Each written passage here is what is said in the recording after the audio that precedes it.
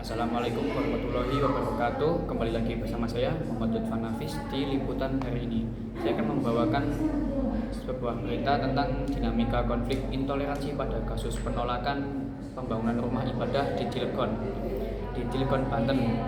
Penolakan terhadap pembangunan rumah ibadah di kota Cilegon kembali mencuat, menambah kompleksitas isu toleransi beragama di Indonesia. Konflik ini melibatkan masyarakat sekitar dan sekelompok agama yang ingin mendirikan rumah ibadah.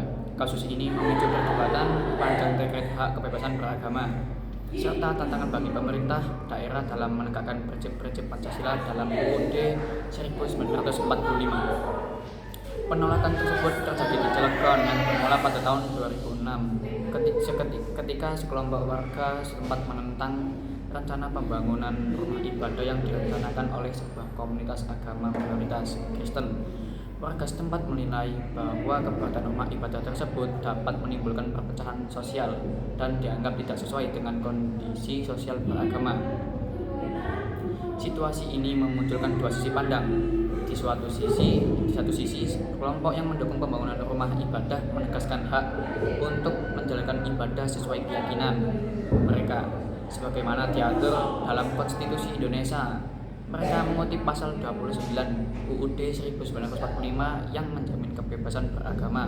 Di sisi lain, kelompok penentang berpendapat bahwa pembangunan rumah ibadah yang tidak seimbang dengan jumlah umat dapat memicu ketegangan dan merusak keharmonisan sosial yang telah terbentuk. Pemerintah Kota Cilegon melalui Badan Kesatuan Bangsa dan Politik Kesparpol turun tangan untuk mediasi. Namun, meski telah diupayakan berbagai dialog antar kelompok, masih terdapat ketidakpuasan yang berlarut-larut di kalangan warga. Sejumlah pihak menyatakan bahwa konflik ini tidak hanya soal tempat ibadah, tetapi juga berkaitan dengan kesenjangan sosial dan persepsi terhadap kelompok agama tertentu. Sebelumnya, Bupati pernah adanya perjanjian dengan PT Krakatau Steel pada tahun 1975 yang melarang pembangunan gereja di kawasan tersebut, sehingga menyebabkan adanya sikap intoleransi masyarakat terhadap agama minoritas tersebut.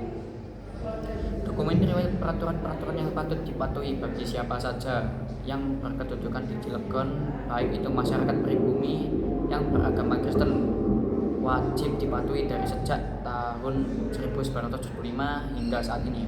Demikian dikutip dari keterangan tertulis Komite Penyelamat Kearifan Lokal Cilegon yang diterima kompas.com. Hal tersebut menjadi pertimbangan masyarakat setempat untuk menyetujui pembangunan rumah ibadah tersebut. Dinamika ini semakin memperlihatkan pentingnya pendidikan toleransi yang menyentuh seluruh lapisan masyarakat, serta perlunya regulasi yang lebih jelas mengenai pembangunan rumah ibadah di daerah-daerah dengan keberagaman agama.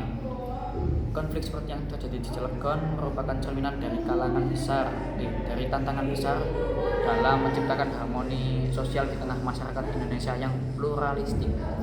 Demikian berita yang saya sampaikan. Saya Muhammad Lutfan Nafis, izin pamit undur diri. Wassalamualaikum warahmatullahi wabarakatuh.